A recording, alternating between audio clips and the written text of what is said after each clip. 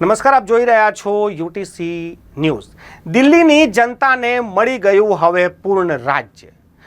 ઘણા વર્ષોથી દિલ્હી એ કેન્દ્ર શાસિત પ્રદેશ છે અને દિલ્હીમાં જ્યારે કોઈ સરકાર બને છે ત્યારે આ દિલ્હીમાં બે સરકારો રાજ કરે છે, એક કેન્દ્ર સરકાર, એક રાજ્ય સરકાર।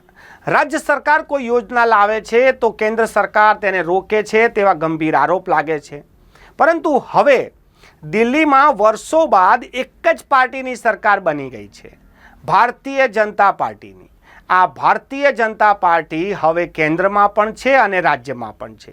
પાછલા 11 વર્ષથી અરવિંદ કેજરીવાલ જે આરોપ લગાવતા હતા કે કેન્દ્ર કામ નથી કરવા દેતું, એલજી કામ નથી કરવા દેતા, એલજી તમામ ફાઇલોને રોકી દે છે, ઘણા વર્ષો સુધી તો આ જ વાત ચાલતી આવી કે દિલ્હી કોની, કેન્દ્રની કે ચૂંટાયેલી સરકારની કે પછી એલજીની, દિલ્હીના વાલી કોણ, એલજી। તમામ કામો એલજીને પૂછીને થશે અને એલજીથી જ પાઇલ પાસ થશે।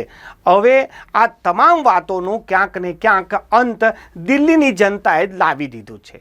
દિલ્હીની જનતા પણ ક્યાંક ને ક્યાંક સમજી ગઈ હતી કે જો અરવિંદ કેજરીવાલ ફરીથી પણ જીતીને આવશે તો કામ તો તેઓ નહીં જ કરી શકે, કેમ કે તેમનો જ આરોપ હતો કે કેન્દ્ર સરકાર તેમને કામ કરવા નથી દેતી।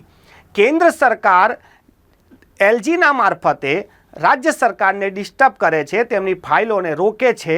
તેથી હવે તેની જનતા જ સમજી ગઈ જો અરવિંદ કેજરીવાલને કામ જ ના કરવા દેતા હોય તો જેઓએ કામ કરવું છે તેમને જ લાવવામાં આવે। આ એક કારણ હોઈ શકે છે, અમારો અનુમાન છે। દિલ્હીમાં હાલ ભારતીય જનતા પાર્ટીને મોટી જીત મળી ગઈ છે અને આમાં એનાથી પણ મોટી વાત કે અરવિંદ કેજરીવાલ અને મનીષ સિસોદિયા પણ હારી ગયા છે। આ અરવિંદ કેજરીવાલ અને મનીષ સિસોદિયા માટે પણ ખૂબ મોટો ઝાટકો છે અને તેમની જે આ રણનીતિ છે ચૂંટણીની તેની પર પણ ઘણા બધા સવાલ ઊભા કરે છે।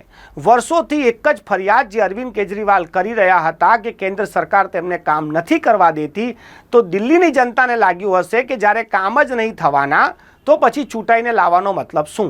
પરંતુ હવે ભારતીય જનતા પાર્ટીને જ્યારે સત્તા મળી ગઈ છે તો ભારતીય જનતા પાર્ટી પાસે તો એવો કહેવાનો હવે મોકો પણ નહીં રહે કે કોઈ તેમને કામ નથી કરવા દેતું।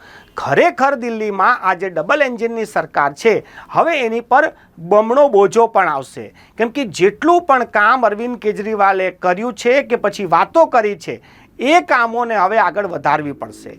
દિલ્હીમાં વીજળી મફત છે, પાણી મફત છે, બસોમાં મહિલાઓને ફ્રી શિક્ષા છે, ફ્રી એજ્યુકેશન છે, આ બધી જ વસ્તુ આ જો ભાજપ આવશે, જો ભાજપે લાગુ કરવું જ પડશે, જો ભાજપ આને કાપશે તો ફરી સવાલ ઊભા થશે। હવે ભાજપ પાસે સત્તા છે, ભાજપ કોને મુખ્યમંત્રી બનાવે છે, તેમની શું નીતિ હોય છે, શું એ કેજરીવાલની યોજનાઓને બંધ કરશે કે પછી તેને વધુ વેગ આપશે, આ તમામ સવાલો હવે રોજે રોજે ઉઠશે। પરંતુ આજે એક વાત તો સ્પષ્ટ થઈ ગઈ કે દિલ્હીમાં વર્ષો બાદ એ ઝઘડાનો અંત આવી ગયો કે દિલ્હી કોની, હવે દિલ્હી ભાજપની, એ રાજ્યમાં હોય કે પછી કેન્દ્રમાં હોય।